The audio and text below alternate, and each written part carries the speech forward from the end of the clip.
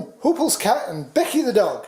We're going to present to you the wonderful world of caching. Cache, as I call it, just to irritate Kitty. This is a concept that is going to be mind-blowing to you all. Stay tuned for this. So most burly preppers, as soon as they worry about anything going wrong at all, they grab their guns and their tactical gear and their big packs full of smokes and booze and they head out the door. Hello everybody, Huples Cat.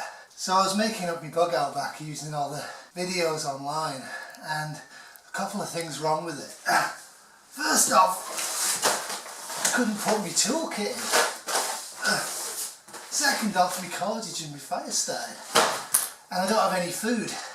So I think basically, as a design for a bug out bag, this is kind of, it needs to be rethought. And they have tools and they have a lot of stuff in the car. What happens if you can't travel by car? What happens if, like me, you think carrying a load of heavy gear in a bug out is utterly stupid?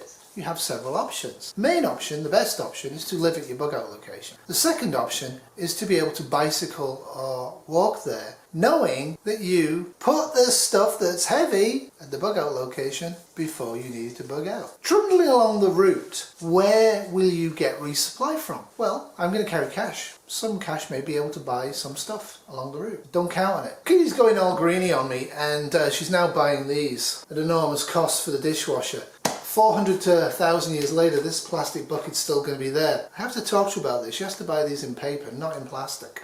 But one of the problems I have in putting caches in the ground along my bug out route is the fact that in Canada, during the winter, it freezes down to about 3 to 4 feet. So the chance of digging up anything in the winter is zero. So the only effective option we have in Canada, and I know other people do this, but they don't publicize it too much for obvious reasons, is that you put small amounts of gear to resupply along the route in dense trees up in the tree branches. Now this will be perfect. This is going to get painted green with brown and black on it, and it's going to be hung in a tree in the deep midwinter. So if you can't see it in the winter, you're not going to see it in the spring or fall. And obviously you have to remember where you put the stuff. So you're going to lose a lot of these, either by not finding them or somebody else will find them. Though if you tie it right, it's unlikely. So cordage will be mostly cordage to attach it to the tree. What's inside this little bucket? It depends on what I feel like when I put them together. If you've never done a cache, do one this week. Put together a whole bunch of stuff in a solid watertight plastic container. Metal's not the greatest because of metal detectors, and put it halfway along your route to your bug out location. And you should also scatter nails around anything that you put in the ground that has metal in it, because if people come along with their metal detectors, the detectorists, they won't be able to find it. Well, now you're all excited, right? What the heck is Huples put in this one? Why don't I slowly open it one by one and show you? Or,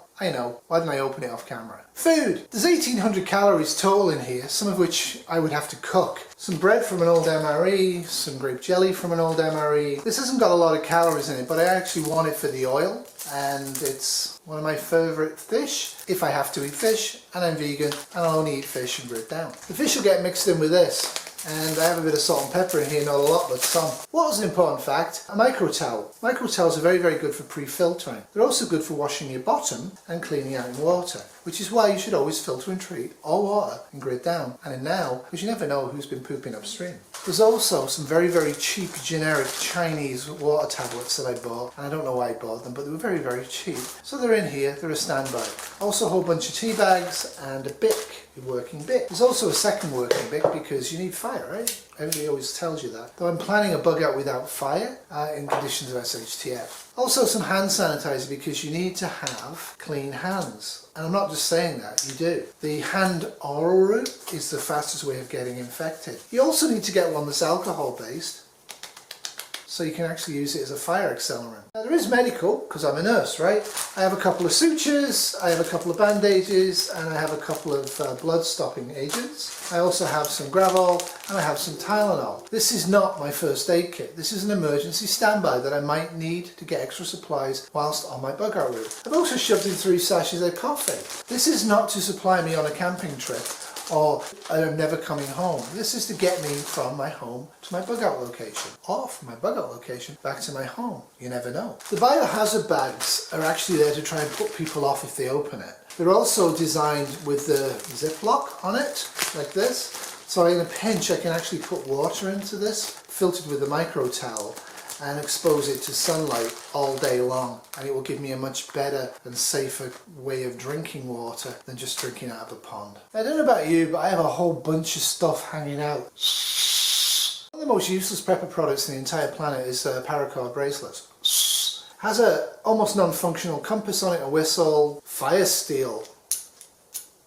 Designed for the last ditch emergency. You know what, if it comes down to this or death, I'm going to pick death, because I'm not going to let it come down to this. I've also put in one of these. This is a Coolgans multi-tool, otherwise known as cheap rubbish. I wouldn't recommend you use stuff like this to rely on, but let's face it, this is a multi-tool that's extremely cheap, and if I lose it, I'm not going to cry too much. Now in other boxes I have lifeboat water, I have lifeboat rations, I might put in emergency blankets, I might put in some actual tool blades, stuff like that. It all depends on how much I'm putting in the ground and how big a box I'm using. Generally speaking, I'm not using huge boxes. Now you will see a lot of videos out there showing you cutting up PVC pipes and sealing them off. And if you've got the time and energy, that's an okay idea. My problem is if I'm burying it in the ground, I can't dig it up between probably the end of November and maybe the middle of the end of April. So I'm going to have to put my stuff in smaller containers that I'm going to camouflage and put above ground, because otherwise I'm not going to be able to get it during the winter. And you should always prep for the worst case scenario. So if you've got to bug out, it's a last ditch thing in my opinion, or it's the first thing you're going to do. It's one or the other. Bugging out shouldn't be you hang around for a few weeks and then run off. It should be, I'm staying where I am, or early on you go,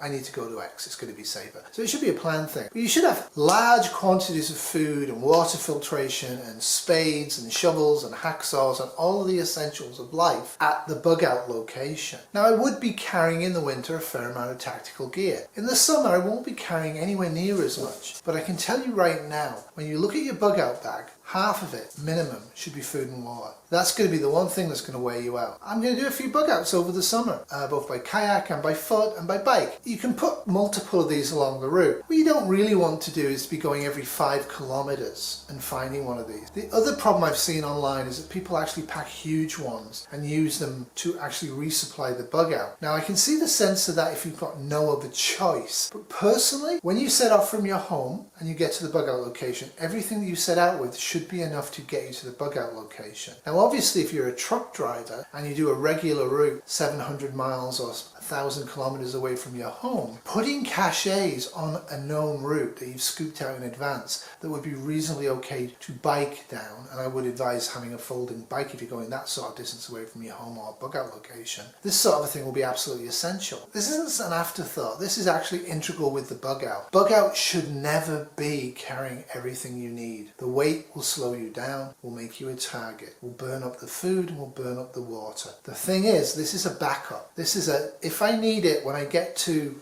that particular intersection, I know that on the northwest corner, if I walk into the forest for about 10 feet to 20 feet and look around, I'm going to find something that might actually help me out in an emergency bug out situation. So that's all from me. So remember, in SHTF, if you don't prep now, tomorrow will definitely be worse than today. So let's get prepping, let's prepare, let's act, let's think.